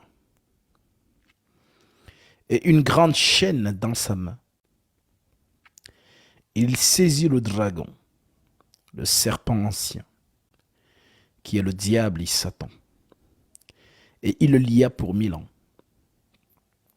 Il le jeta dans l'abîme, ferma et scella l'entrée au-dessus de lui, afin qu'il ne séduise plus les nations, jusqu'à ce que les 1000 ans fussent accomplis. Après cela, il faut qu'il soit délié pour un peu de temps. Et j'ai vu des trônes, et à ceux qui s'y assirent fut donné le pouvoir de juger. Et j'ai vu les âmes de ceux qui avaient été décapités à cause du témoignage de Jésus et à cause de la parole de Dieu, et de ceux qui n'avaient pas adoré la bête ni son image, et qui n'avaient pas reçu la marque sur leur front et sur leurs mains. Ils revinrent à la vie et ils régnèrent avec Christ pendant 1000 ans. Alors, que Dieu te bénisse mon frère pour ton offrande. Tu as certainement été touché par la parole. Et le Seigneur met dans ton cœur de faire cette offrande pour prendre ta bénédiction. Alors, conformément à sa parole, que celui à qui l'on enseigne la parole fasse part de tous ses biens, celui qui l'enseigne. Ne vous y trompez pas, on ne se mord pas de Dieu, ce qu'un homme aura semé. Et il le moissonnera aussi. Corrélé à Matthieu 10, l'ouvrier mérite sa nourriture. En entrant dans la maison, saluez-la. Si la maison se juge digne, que votre Père vienne sur elle. Et si la maison ne se juge pas digne, que votre Père retourne avec vous. Tu en es digne, car ce que tu as donné, je vais manger, comme les 3 hommes ont mangé chez Abraham, et la bénédiction est entrée dans sa demeure. Alors que par cette offrande, le Seigneur t'accorde ce que ton cœur désire, lui qui connaît tes prières et tes doléances, et qui déverse sur toi ses dons spirituels au nom de Jésus-Christ, sois béni, toi qui as fait cette offrande. Alors, Apocalypse 20, verset 1 parle de qui? De Jésus-Christ, en guéri, lorsqu'il va enchaîner Satan. Voilà donc pourquoi tout ce qu'on vous a enseigné sur le fameux 666 et toutes les théories que vous avez entendues là-dessus, elles sont complètement fausses. Ce que je viens de vous expliquer là, c'est ça. Le décode du 666. 666. 3 fois. Premier 6, Abel. Deuxième, Jésus. Troisième, Michael. Parce que ce sont des hommes. Lorsque Michael apparaîtra dans le ciel, ça ne sera pas un esprit qui sera en train de voler partout. Ça sera un homme qui va apparaître. Avec puissance. Voilà.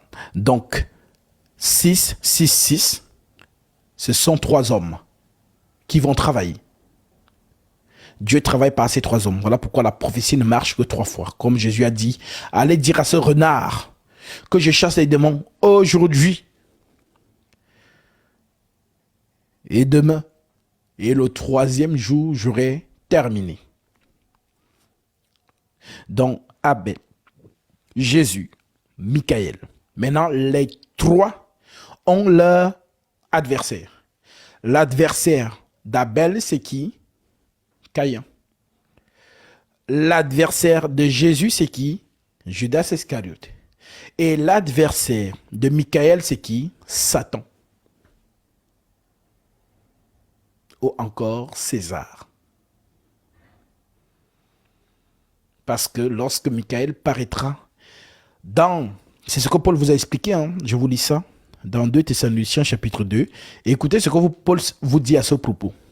Pour ce qui concerne l'avènement de notre Seigneur Jésus-Christ et notre réunion avec lui, nous vous prions, frères, de ne pas vous laisser facilement ébranler dans votre bon sens, de ne pas vous laisser facilement ébranler dans votre bon sens et de ne pas vous laisser troubler, soit par quelques inspirations, soit par quelques paroles ou par quelques lettres qu'on dirait venir de nous.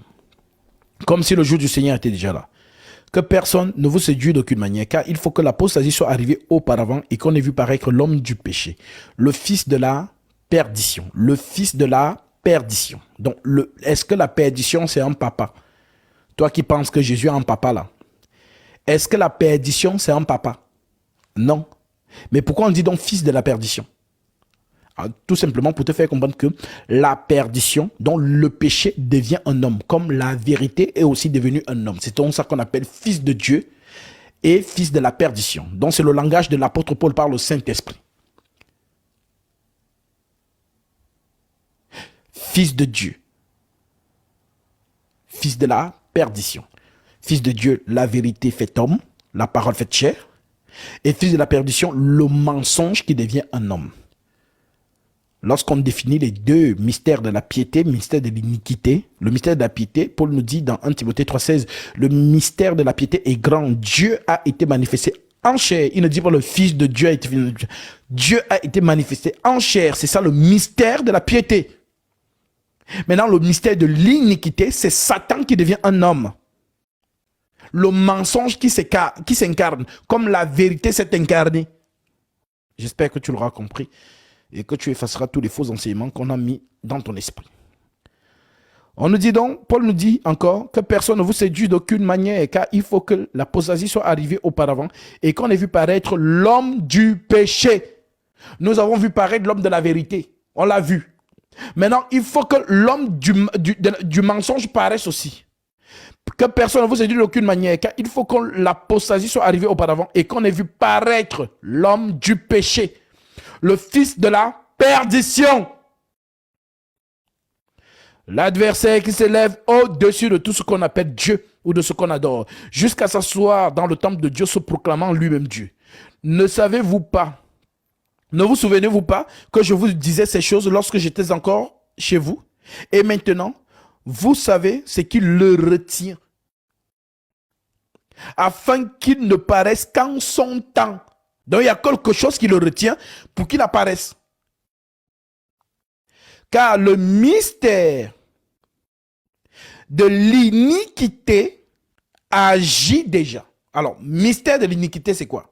Le mystère de la vérité agit aussi. Le Saint-Esprit prêche actuellement dans l'église, mais est-ce que vous l'avez déjà vu? Non, mais il est là, il prêche. C'est aussi comme ça que le mystère de l'iniquité prêche aussi. On ne les voit pas. Mais ils sont en train de prêcher. La guerre entre la vérité et le mensonge. Paul vous l'a dit. Oh, si vous pouviez supporter de ma part un peu de folie. Mais vous me supportez, car je suis jaloux de vous d'une jalousie de Dieu, parce que je vous ai fiancé à un seul époux pour vous présenter à Christ comme une vierge pure. Toutefois, de même que le serpent séduisit Ève par sa ruse, je crains que vos pensées ne se corrompent et ne se détournent de la simplicité à l'égard de Christ. Car si quelqu'un vient vous prêcher un autre Jésus que celui que nous vous avons prêché, donc il y a deux Jésus, le faux Jésus et le vrai Jésus. Donc le Jésus des apôtres, c'est le vrai. Tel que Jésus lui-même le dit dans Jean 17, verset 20, « Je ne prie pas seulement pour eux, mais encore pour tous ceux qui croiront en moi par leur parole. » Donc, le Jésus que les apôtres ont prêché, c'est le vrai. Maintenant, il y a un autre Jésus que d'autres prêchent. Dans la continuité de ce chapitre, de 2 Corinthiens chapitre 11, au verset 12, qu'est-ce que Paul dit? Il dit, j'agis et j'agirai de la sorte pour ôter ce prétexte à ceux qui cherchent un prétexte, afin qu'ils soient trouvés tels que nous dans les choses dont ils se glorifient. Ces hommes-là, ce sont des faux apôtres, des ouvriers trompeurs, déguisés en apôtres de Christ. Ils sont déguisés en apôtres de Christ. Et cela n'est pas étonnant, puisque Satan lui-même se déguise en ange de lumière. Il n'est donc pas étrange que ces ministres aussi se déguisent en ministres de justice. Leur fin sera selon leurs œuvres. Alors, le mystère de la piété, donc le Saint-Esprit qui prêche dans l'église actuellement. Et l'esprit de Satan qui prêche aussi à travers les faux. C'est la guerre donc. Maintenant, vous écoutez qui? Les ouvriers de Satan ou les ouvriers de Jésus? Comment les reconnaître d'ailleurs? Car l'homme n'est qu'un vase. Mais vous devez donc l'éprouver, tel que le Seigneur vous a dit. Éprouver les esprits pour savoir s'ils sont de Dieu. Alors comment on fait pour éprouver un esprit? C'est par la parole. Car Jésus a dit dans Jean 6, verset 60, ces paroles que je vous ai dites sont esprit et vie. Alors, lorsqu'une personne se place devant vous pour vous parler de Jésus, les choses qu'il dit, vérifiez si c'est écrit exactement tel que c'est dans le livre. Si c'est la même chose, ça veut dire donc que c'est le même esprit. Ce qui sort de sa bouche et ce qui est écrit, c'est la même chose. Mais si ce n'est pas la même chose, ça veut dire que c'est un autre esprit qui est en train de vous parler. Alors ne soyez pas dans les émotions, dans ces choses. Vous êtes dans les émotions, c'est votre problème. La guerre est très intense entre le monde de la lumière et le monde des ténèbres. C'est intense. C'est intense. Pour que Gabriel vienne donner la sagesse à Daniel, il a été bloqué 21 jours. Pour qu'il passe, pour venir ouvrir l'intelligence de Daniel. Donc pour que cette sagesse arrive et que je vous la prêche ainsi, est-ce que vous vous en rendez compte de ce qui s'est passé spirituellement? Voilà donc pourquoi l'Église doit prier intensement pour les âmes de Dieu. Parce que nous les arrachons du feu en éclairant, parce que la lumière, la parole, la vérité, c'est la lumière. Lorsque le peuple est emprisonné dans les ténèbres, le mensonge, ben ils sont morts, quoique vivants. Alors, l'ennemi ne veut pas que vous brandissiez la lumière. Et Jésus nous a dit, vous êtes la lumière du monde, que votre lumière luise. Parce que lorsqu'on brandit la lumière, ben les gens voient. On voit un chemin qui se dessine et on marche. Mais s'il n'y a pas la lumière, on marche dans les ténèbres et on va cogner la tête partout. Voilà pourquoi on ne peut pas sortir de Babylone si on n'a pas la vue. Pour sortir, il faut voir.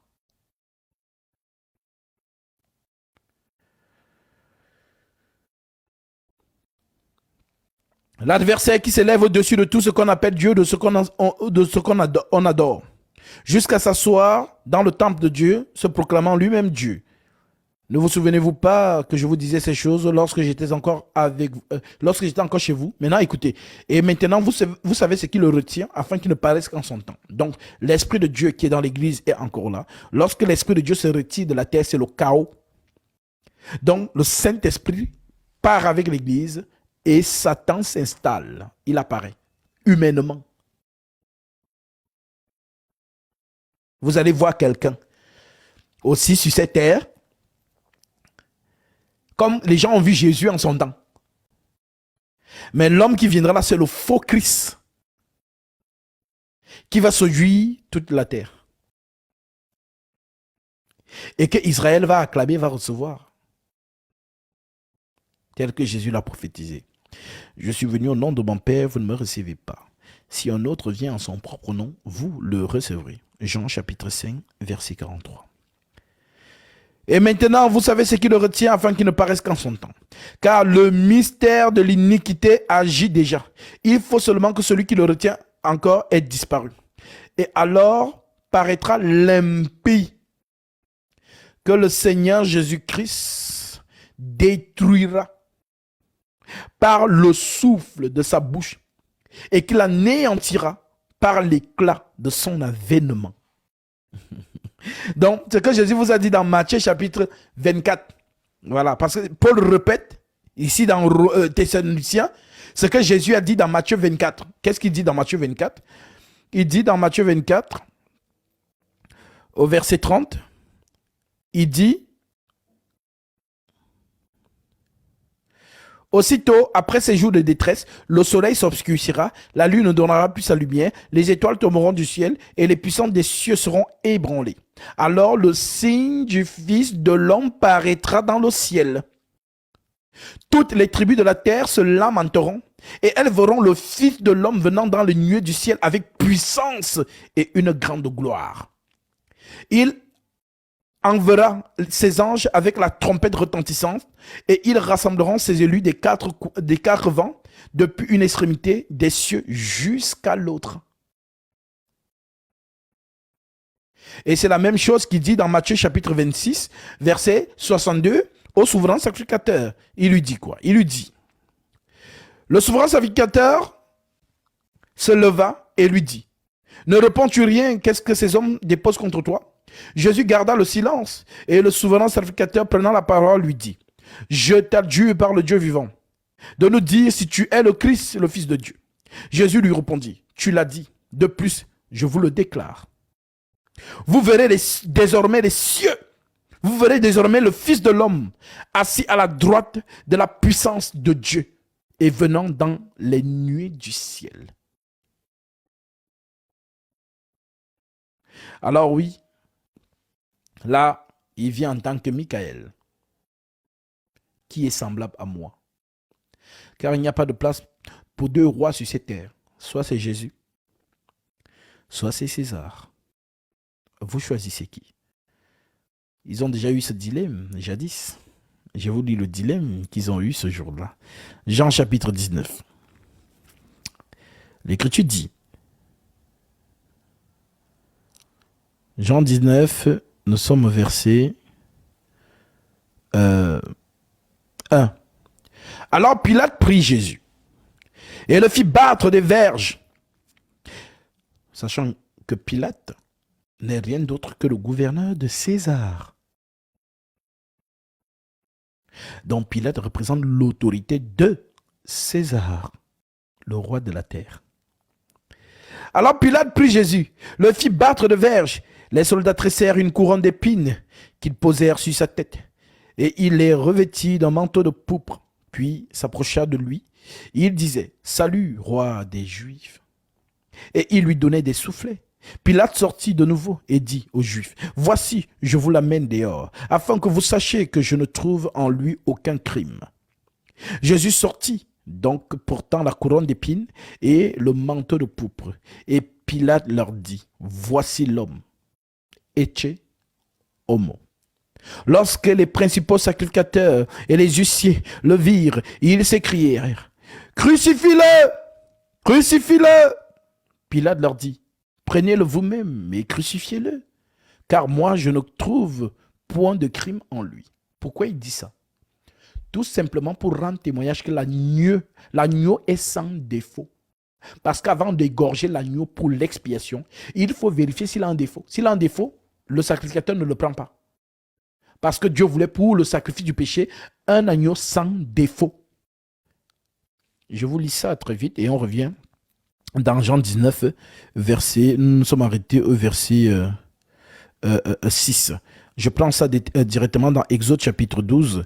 Voilà, pour vous montrer cela, Exode 12. Voilà, je prends directement le verset 12. L'Écriture dit, cette nuit-là, je passerai dans le pays d'Égypte et je frapperai tous les premiers-nés. Alors, les premiers-nés du pays d'Égypte, depuis l'homme jusqu'aux animaux. J'exercerai des jugements contre tous les dieux d'Égypte et je suis l'Éternel. Le sang vous servira de signe sur les maisons et vous serez, vous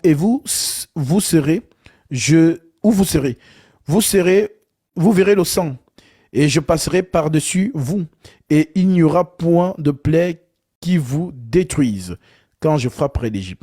Vous conserverez le souvenir de ce jour et vous le célébrerez par une fête en l'honneur de l'Éternel. Vous le célébrerez comme une loi perpétuelle pour vos descendants.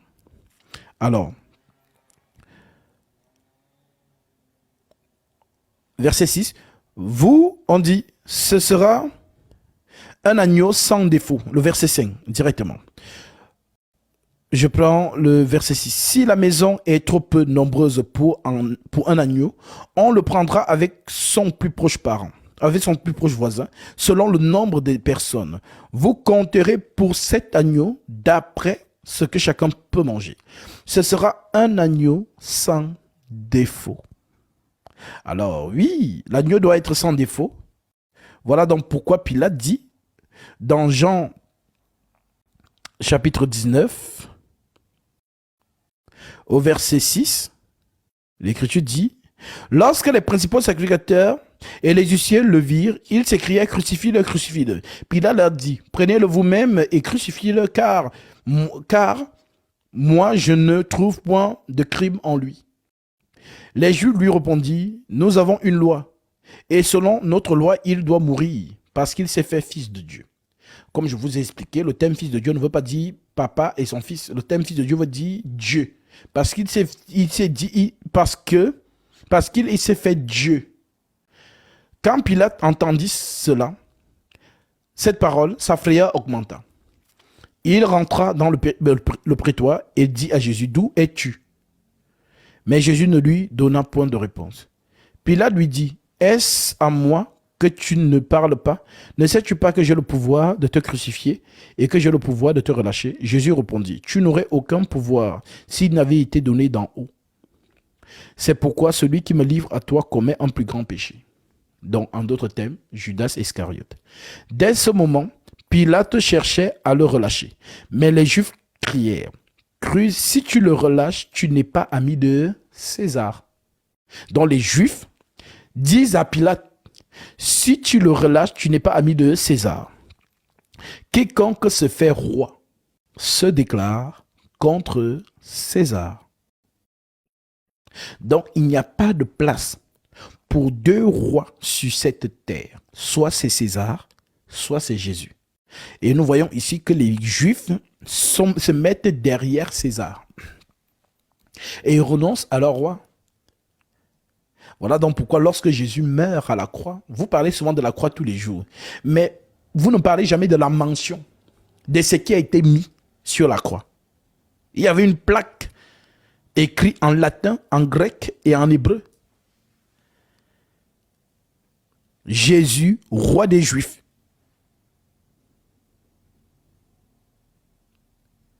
Et les Juifs se plaignent donc devant César, devant Pilate en disant, non, enlève ça. Écris qu'il a dit qu'il est roi des Juifs. N'écris pas roi des Juifs. Et Pilate leur répond, ce que j'ai écrit, je l'ai écrit. Ceux qui sont aiguisés dans l'esprit savent que ce n'est pas Pilate qui a parlé, c'est Dieu lui-même. Parce qu'effectivement, c'est leur roi qu'ils ont régné, comme Jésus avait prophétisé. Je suis venu au nom de mon Père, vous ne m'avez pas reçu. Si un autre vient en son propre nom, vous le recevrez.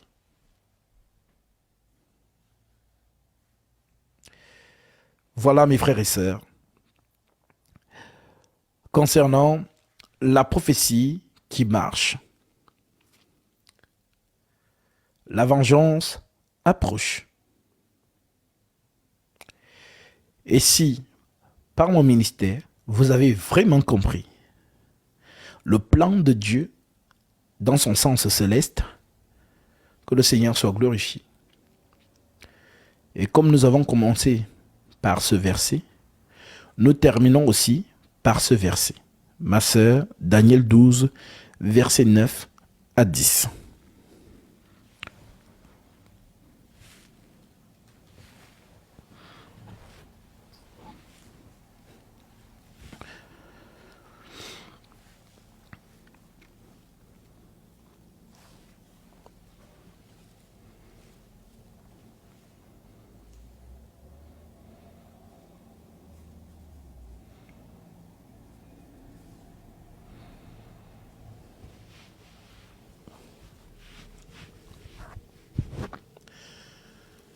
Alors, ton micro. Daniel chapitre 12, verset 9 à 10.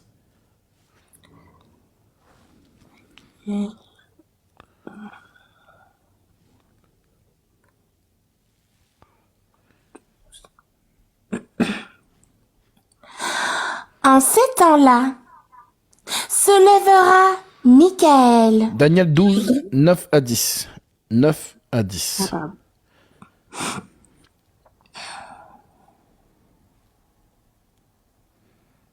Il répondit, « Va, Daniel, car ces paroles seront tenues secrètes et scellées jusqu'au temps de la fin. Plusieurs seront purifiés, blanchis et épurés, Les méchants feront le mal, et aucun des méchants ne comprendra. Mais ceux qui auront de l'intelligence comprendront. Alléluia.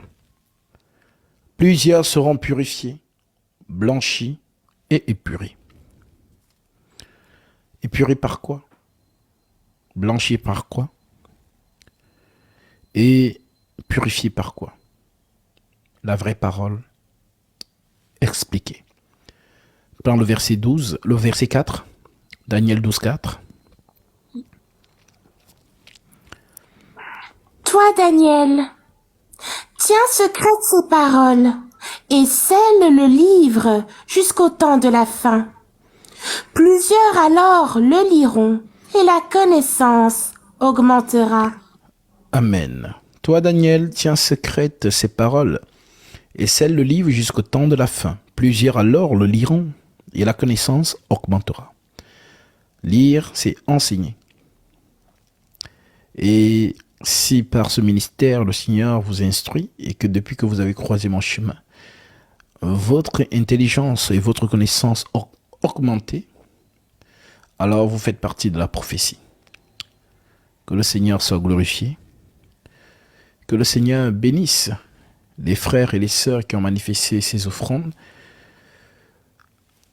Comme je dis souvent, pendant que je suis en plein développement, il se peut que je ne voie pas lorsque vous faites cette offrande sur PayPal. Mais si je vois, je vous bénis en même temps. Alors, recevez ici la bénédiction. Pour vous qui avez manifesté cette parole du Christ, que celui à qui l'on enseigne la parole fasse part de tous ses biens à celui qui l'enseigne. Ne vous y trompez pas, on ne se moque pas de Dieu. Ce qu'un homme aura semé, il le moissonnera aussi. Corrélé à Matthieu chapitre 10, l'ouvrier mérite sa nourriture. Et Romains chapitre 9, 1 Corinthiens chapitre 9, verset 11, le Seigneur a ordonné à ceux qui annoncent l'évangile de vivre de l'évangile. Alors, vous êtes dignes, car ce que vous avez donné, je vais manger, comme les 3 hommes ont mangé chez Abraham, et la bénédiction est entrée dans sa demeure. Alors que par ces offrandes, le Seigneur vous accorde ce que votre cœur désire. Lui qui connaît vos prières et vos doléances, et qui déverse sur vous ses dons spirituels. Au nom de Jésus-Christ, frères et sœurs, soyez bénis.